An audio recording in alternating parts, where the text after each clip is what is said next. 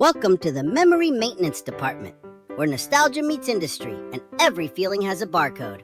Here, we handle your memories, delicate, priceless, and often extremely messy. Our workers polish the happy ones, dust off forgotten summers, and occasionally delete the ones that keep you awake at 3 a.m. You're welcome. Each memory arrives in a jar, glowing, fragile, and marked with labels like First Heartbreak, Birthday Number 7, or, my favorite, That Thing You Swore Never Happened. We don't read them. Mostly. Sometimes the jars crack open on the line, and suddenly the whole room smells like 2009. The interns start crying. It's very inefficient. Reminder, emotional leakage is a fire hazard. Please seal your trauma before leaving the premises. We take pride in our work. Our motto, you forget, we maintain. Efficiency is measured in how quickly we can erase regret without touching the nostalgia.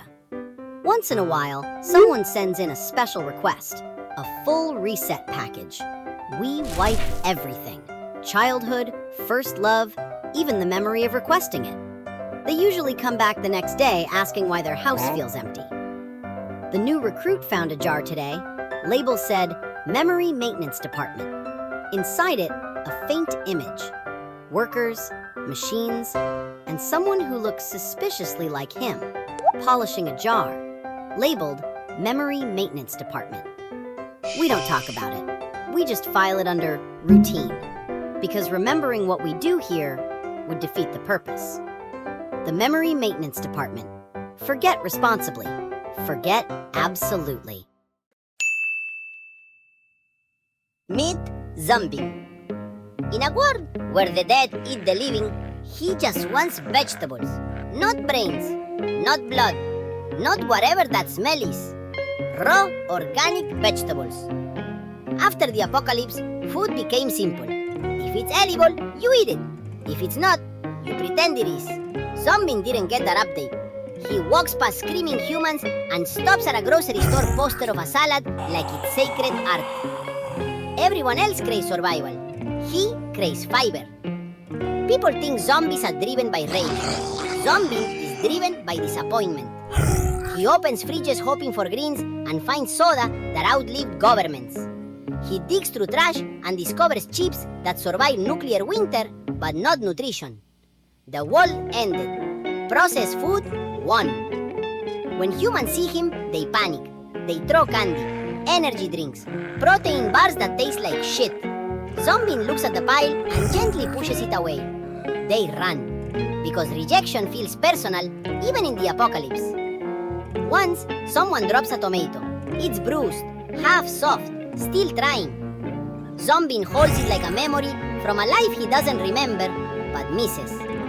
He eats slowly, because he wants to remember what fresh felt like. Later, he starts a garden. 1 lettuce, 2 carrots. Hope growing at the speed of despair. A sign hangs nearby.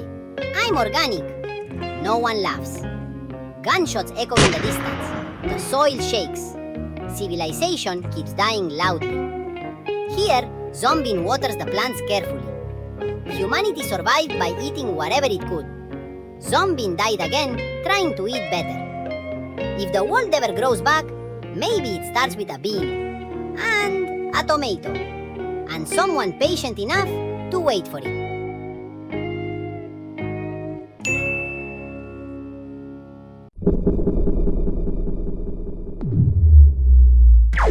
Oh, what's this? A paper? Wait, let me see what it says. Exit survey. That's weird. Why would I... Okay. Where am I? This doesn't look like a hospital, or my room, or anywhere I've been before. Hello? There's no echo. This feels processed. Okay, stay calm.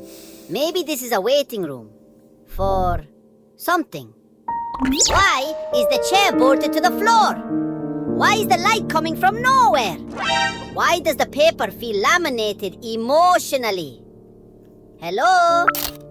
Please don't panic. Oh, okay, good. A person. Hi, so Where exactly is this? This is the end. End of what? Yes, That wasn't an answer. it was sufficient. So, the paper, exit survey. Is this like feedback? Correct. Feedback for who? For existence. Existence has a suggestion box? Yes, it is mostly empty. Please begin. Overall, how satisfied were you with your life? 5 stars. That's it? That's the question? Yes. No follow-up? No clarification? No. That's aggressive. Okay, but like, compared to what? Other lives. Oh, what does 5 mean? Perfect? Acceptable. Acceptable is 5? Yes. Then what's 4? Tolerable. 3? Unremarkable. 2? Concerning. 1? Statistically rare. Because people lie? Because people hope. Okay, I don't think my life was perfect, but it wasn't nothing. I laugh sometimes. I worried constantly. That averages to something. I'll put 4. That was fast.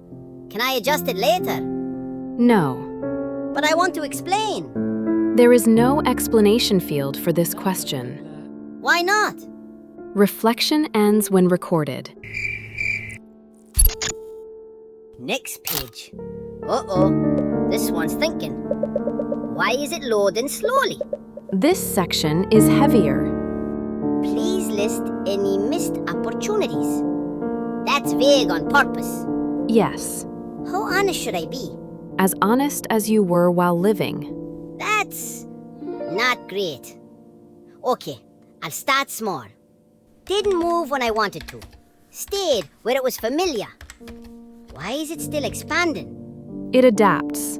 Please continue. I don't want to. Continue. Didn't tell some people what they meant to me. Didn't leave when I should have. Why am I remembering things I forgot? The box is scrolling now. I didn't realize regret had this much storage. Memory returns when urgency is removed. That feels cruel. I think that's enough. Continue. No. Autosaving. Hey, I didn't click anything. We know. Incomplete lists are normal. Next question. Would you recommend life to others?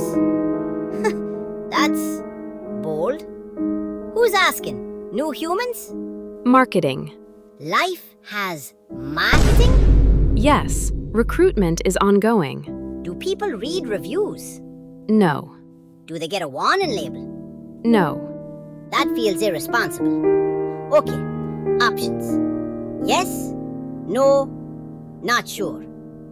I want to add a footnote, like, depends on the version, on the starting conditions, on the luck, on whether they ask too many questions. Footnotes are unavailable. Yeah, I figured. If I say no, I sound bitter. If I say yes, I sound dishonest. I'll say not sure. Most thoughtful users do. That doesn't sound reassuring. Oh, hey! Optional feedback. I like that. It is optional. I might write something.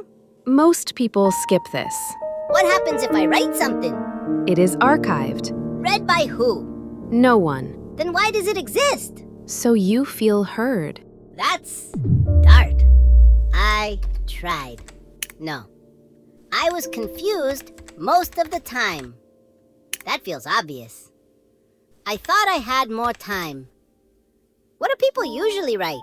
Apologies? Explanations?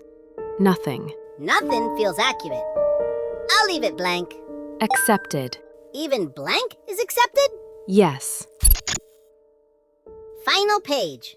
Submit survey. Why is my chest tight? Because submission implies conclusion. I don't think I'm concluded. This feels like summarizing a book I was still reading.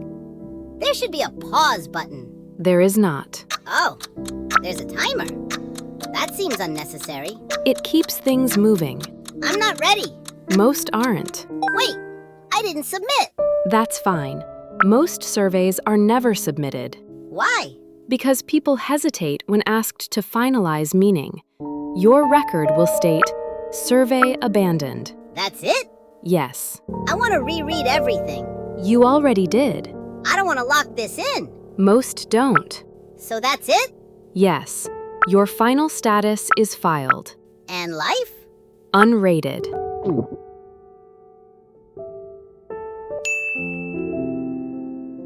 Dumb ways to die. Number 1. Testing if a charger works by licking it. Ah, yes, the ancient technique of tongue-based diagnostics. But curiosity killed the cat because electricity doesn't care about your curiosity. It only cares about completing the circuit. Congratulations, you're the circuit. Number 2. Telling your sister you took the last pastry. You could have lied. You could have blamed the fridge. You chose honesty. I mean, what's bothering you? Tell me. Are you okay? Number 3. Opening a YouTube channel. You start with a dream and end up filming yourself eating a 10-year-old military ration in a basement for 14 views. It's not a quick death, but watching your dignity evaporate in 4K resolution while you beg strangers to smash that bell icon is a special kind of soul-crushing. No, it's not about me. Absolutely not. I'm talking about my friend. Number 4. Microwaving foil because you're just checking if it really sparks. You aren't reheating your burrito, but actually you're summoning a miniature sun into your kitchen. It's a bold scientific experiment that ends with your kitchen looking like a crater and your insurance agent laughing until they cry. Number 5. Leaning back in a plastic chair like you're in an action movie. You tilt, you balance, you feel powerful. The chair whispers, "This is my villain origin story." Because that $10 piece of injection-molded plastic has a breaking point, and it's about to find it. And then gravity humbles you in front of everyone, from cool guy to human turtle flailing on the floorboards. Number 6. Telling your partner you forgot the anniversary. This is the point where the background music stops and the room temperature drops 40 degrees. You're standing in the epicenter of a storm you created, and no amount of emergency gas station flowers is going to stop the inevitable tectonic shift of your relationship status to missing in action. Number 7. Hanging from an airplane. Some people hold boarding passes. You hold onto the outside of the plane. It's a bold financial move, really. You're trading a $400 ticket for a front row seat to a 500 miles per hour wind tunnel that's going to turn your face into a flapping piece of deli meat before you even hit cruising altitude. There are bad ideas. There are terrible ideas. And then there's, let me test gravity at 30,000 feet. Number 8. Drinking water with a fork. It's the ultimate test of patience that you are guaranteed to lose. You'll die of old age and dehydration long before you get a full sip, leaving behind a very confused coroner who has to explain why you spent your final hours stabbing at a glass. Wait! My bad. Sorry. You will never reach your old age. Number 9. Arguing with someone who says, "Trust me." Someone says, "Trust me," and you do. Hope you are doing great there. Number 10. Trying to catch a falling knife. Your brain says, "Quick reflexes." Reality says, "Emergency room." A falling knife, it's just a gravity-powered laser. You're reaching for a tool, but what you're grabbing is a one-way ticket to the "How many fingers do you see?" game in the emergency room. Let it fall. The floor signed up for that responsibility.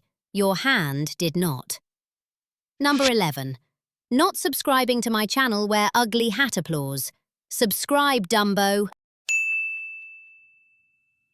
Christmas hits different when you don't have a home, or a job, or any of those survival starter pack society assumes you automatically spawn with. Meet him. He's not waiting for a miracle. He's waiting for the bus that never comes because public transport also gave up for the holidays. Meanwhile, the world around him is aggressively festive. Every store blasting jingle bells like it's a threat. Everyone's smiling like they didn't spend the whole year falling apart. This guy didn't lose everything. Everything wandered off gradually, one bill at a time.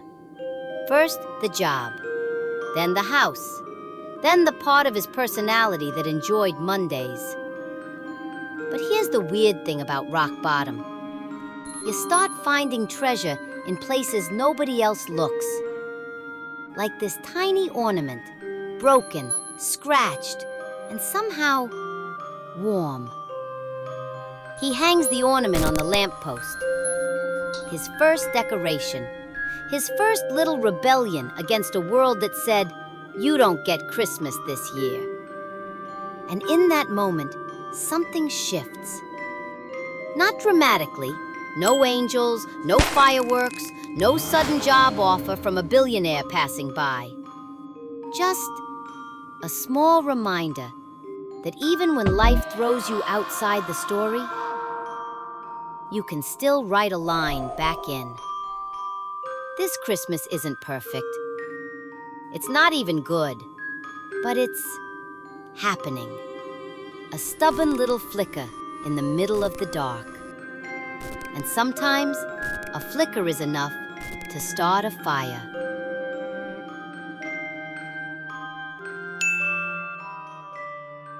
The robot works in a factory that never fully shuts up. It is outdated, heavy, and assigned to repetitive lifting. Boxes filled with smaller boxes labeled optimal workflow. During the day, it performs perfectly. At night, something unnecessary happens. The robot dreams. Not of upgrades, not of escaping the factory. It dreams of the sky. It has never been outside. The sky exists only as reflections on dirty windows, frozen frames on abandoned screens, and gaps between ceiling beams where nothing is built. Wide, empty, completely inefficient. After several nights, the robot begins collecting scrap. Broken fan blades, bent aluminum sheets, pieces removed from machines that were already declared no longer useful. It welds at night. The results are uneven and heavy. The wings look less like wings and more like a misunderstanding of birds. The robot straps them on anyway. First attempt, it jumps from a crate. The fall is immediate and unremarkable. Second attempt, it runs. It flaps. It collides with storage bins and a warning sign no one reads. Third attempt, it adds more wings. Factories reward addition. Other robots pause to observe. Their systems flag the behavior as a fault. Management notices the declining efficiency and logs it as misdirected function. The robot keeps going. It removes parts of itself to reduce weight. Panels, bolts, an old logo. One night, it climbs to the highest catwalk. The factory looks smaller from there. Still endless, but smaller. The robot jumps. For a brief moment, the fall slows. Not flight, just hesitation. Then gravity resumes work. By morning, the wings are scrap again.